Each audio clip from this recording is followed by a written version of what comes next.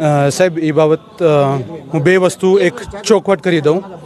Media વચ્ચે બે વસ્તુ હું ચોખવટ કરી દઉં.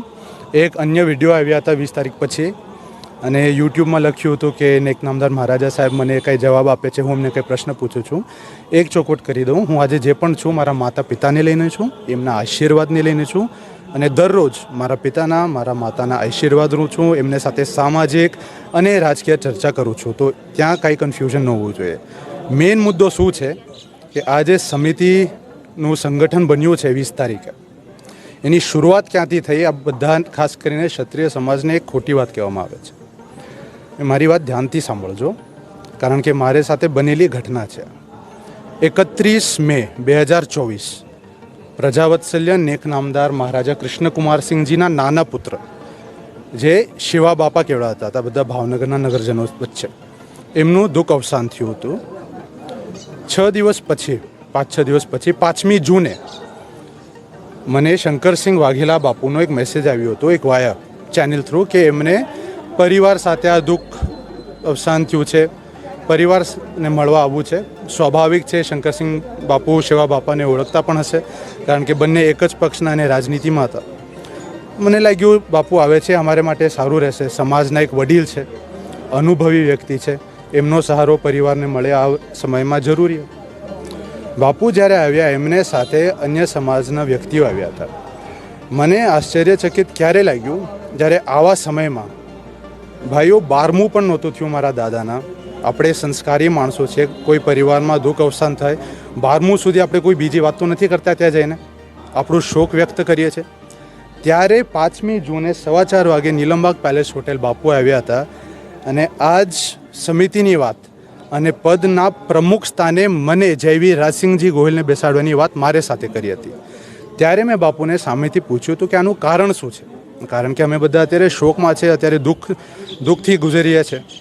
ત્યારે બાપુએ મને કીધું કે જે ચૂંટણી થઈ હતી રૂપાલા સાહેબ સાથે, જે આખો મુદ્દો ત્યારે થયો હતો, ત્યારે એક પ્રકારની એકતા ઊભી થઈ હતી. તો બાપુએ કીધું કે આ એકતા કન્ટિન્યુ રહેવી જોઈએ. સ્વાભાવિક વાત છે, મેં તો કીધું એકતા કાયમ રહેશે, એને માટે આપણે થોડી કંઈ બીજું દર અઠવાડિયે આંદોલનની જરૂર નથી ને.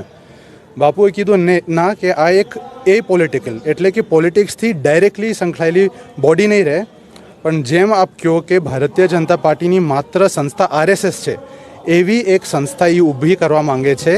અને મને હેરાન કરતા હતા કે આવા દુઃખ અવસાન થયું છે મારા પરિવારના સદસ્યને, અને આ સમાજના જ એટલા વડીલ વ્યક્તિને આટલા સિદ્ધાંતો અને વિવેક નથી કે આ જગ્યામાં આવીને આવી વાતો ન કરે. અત્યારે બીજું જે પ્રશ્ન ઊભો થાય કે મેં જ્યારે સ્પષ્ટ કીધું કે હું કોઈ દિવસ સમાજને રાજકારણ માટે ઉપયોગ નહીં કરું. રાજકારણમાં આવવાના મુદ્દા ભાવનગર જિલ્લાની અન્ય શૈક્ષણિક સુવિધાઓ, આર્થિક પરિસ્થિતિ, અન્ય એવા મુદ્દાઓ છે જે ડિસ્ટ્રિક્ટ અને સિટી રિલેટેડ છે.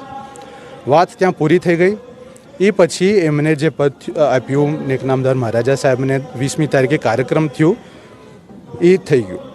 હવે મૂળ પ્રશ્ન હું મારા ક્ષત્રિય ભાઈઓને મીડિયાથી પૂછવા માગું છું અને કહેવા માગું છું, એક કે મેં જે પોસ્ટ મૂકી એ મારા પિતાના સમર્થન માટે મૂકી હતી, એના સપોર્ટ માટે, કે કોઈ મારા પિતાના, મારા માતાના, મારા પૂર્વજોનું નામ ઉપયોગ પોતાની રાજનીતિ માટે ન કરે.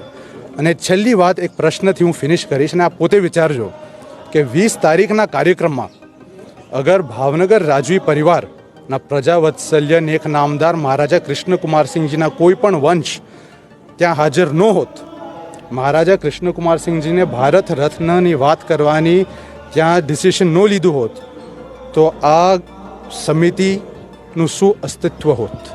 ભાવનગર રાજવી પરિવારનું નામ એ સમિતિથી 2 મિનિટ માટે આપ કાઢી દો અને પોતાને પૂછી લ્યો, આપ મીડિયાના ભાઈઓ અને બહેનો પોતે ત્યાં જતા? તો આ પ્રશ્ન ક્ષત્રિય સમાજનું ધ્યાન દોરવા માગું છું. આપ જાગૃત રહ્યો. બાપુ વડીલ છે, વડીલને માન સન્માન અપાય, પણ વડીલ પણ જ્યારે ખોટું કરે ને, યુવાનોને એટલી શક્તિ હોવી જોઈએ ને નિડર હોવું જોઈએ કે સામે આવીને કહો આ ખોટી વાત છે.